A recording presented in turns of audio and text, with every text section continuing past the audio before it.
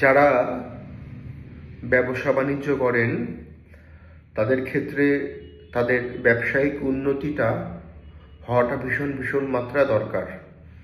তাদের ব্যবসা অবনতি হলে তাদের অর্থনৈতিক, পারিবারিক সব দিক থেকেই প্রবল সমস্যা লক্ষ্য করা যায়।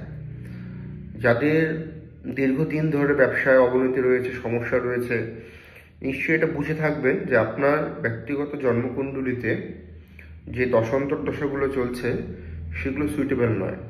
এই জন্য আপনার ব্যবসায়িক ক্ষেত্রে প্রচণ্ড অবনতি হচ্ছে, আপনি ঋণ ধারে জড়িয়ে পড়েছেন। এই জন্য অবশ্যই উচিত আপনাকে একজন শিক্ষিত জ্যোতিষীর পরামর্শ গ্রহণ করা।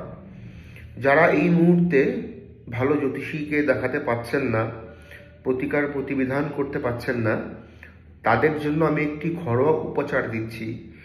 এই উপচারটি করুন। প্রথমে বলে রাখি, এই উপচারটি করলে কি আপনারা 100% সুফল পাবেন? একদমই না।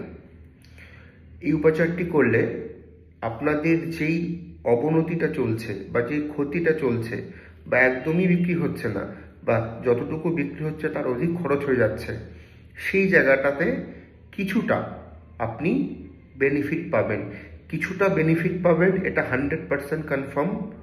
কোনো উপাচার করে পুরোপুরি কোনো কিছুর সলিউশন হয় না, এই ক্ষেত্রেও হবে না, এটাও 100% কনফার্ম। আমি পরিষ্কার কথা বলি, তাই পরিষ্কার হিসেবে আপনাদেরকে বলে রাখতে চাই। কি করবেন? উপাচারটি আপনারা শুরু করবেন সোমবার থেকে। আপনি পুরুষ হন, আপনি মহিলা হন, সোমবার থেকে শুরু করবেন এবং মহিলাদের ক্ষেত্রে শারীরিক সুস্থতা হিসেবে উপাচারটি করা দরকার। যেই সোমবারে শুরু করবেন সেই সোমবার থেকে একটানা আপনাদেরকে 21 দিন এই উপাচারটি করতে হবে। এই উপাচারটি করার মোক্ষম সময় সকাল 8টার মধ্যে, ব্রহ্ম মুহূর্তে করতে পারলে অতি উত্তম।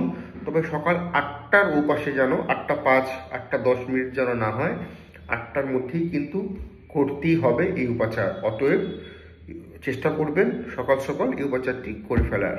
কি করবেন? সকাল সকাল স্নান টান করে নিলেন, নিয়ে আপনাদের বাড়ির ঠাকুরঘর হোক বা ঠাকুরের সিংহাসন হোক, ওখানে আপনারা বসবেন। একটি লাল রঙের শালু কাপড় নেবেন, লাল শালু কাপড়। ভোজপত্র নেবেন।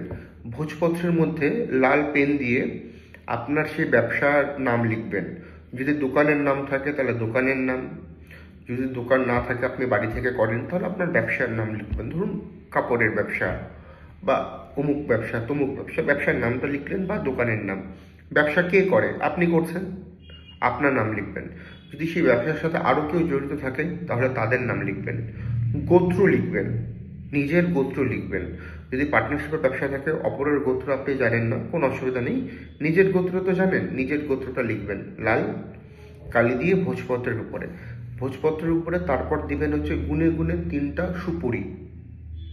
সেই সুপুরি যেটা দেবেন, গোটা সুপুরি, মাথায় রাখবেন সুপুরির যেই চোখলা যেটা, ছাল যেটা রয়েছে, ওটা ছাড়িয়ে কিন্তু সুপুরি দিবেন 3টে লবঙ্গর মধ্যে দেবেন গুনে গুনে, 3টে হর্তকি ওর মধ্যে দিবেন, আর কিছু আপনার ওর মধ্যে তাল মিছরি, এটা গোনাগুনির কোনো ব্যাপার নেই, কিছু তাল মিছরি এবং একটা ফিটকারি ওর মধ্যে দেবেন। দিয়ে খুব সুন্দর করে ভোজপত্র সহিত ওই যে ছোট্ট লাল শালু কাপড়, ওটাকে ভালো করে আপনি র্যাপ করুন। করে আপনার মনস্কামনা জানিয়ে আপনার বাড়ির দক্ষিণ দিকে, আপনারা ওটাকে মাটির মধ্যে ঘিরে দিন। যদি মাটি না থাকে তাহলে একটা টব কিনুন, টবের মধ্যে মাটি রাখুন, সেই মাটির ভিতরে টবের মধ্যে ওটাকে ঘিরে দিন। প্রত্যেক দিন এইভাবে করে করে সোমবার থেকে শুরু করে টানা 21 দিন করুন। ঠিক 22 দিনের দিন, যখন 22 দিন হবে, মাটির গর্ত থেকে ওগুলোকে খুঁড়ে বের করুন, বা ওই টবের মধ্যে যেটা আপনি রেখেছেন সেই মাটির গর্ত খুঁড়তে যদি অসুবিধা হয় টবে করতে পারেন, একই রেজাল্ট পাবেন। ওই টবের মধ্যে ওটাকে, যেটাকে আপনারা রাখলেন, ওটাকে আপনারা বের করে নিন, বা আপনারা যদি চান টব সমেত আপনারা করতে পারেন। ওটাকে আপনার মনস্কামনা বলে আপনার বাড়ির কাছাকাছি নদীর জলে সকাল 8টার আগেই মাথা রাখতে হবে। 21 দিন করার পর 22 দিনের দিন সকাল 8টার আগে ওটাকে জল প্রবাহ করে দিন। করে দেখুন, দায়িত্ব নিয়ে বলছি, 100% আপনি কিছুটা সুফল পাবেনই পাবেন। শুরু করুন এই সোমবার থেকে। প্রত্যেকে হাসি খুশি থাকুন এবং বৈদিক জ্যোতিষের পাশে থাকুন। প্রত্যেকে ভালো থাকবেন। নমস্কার।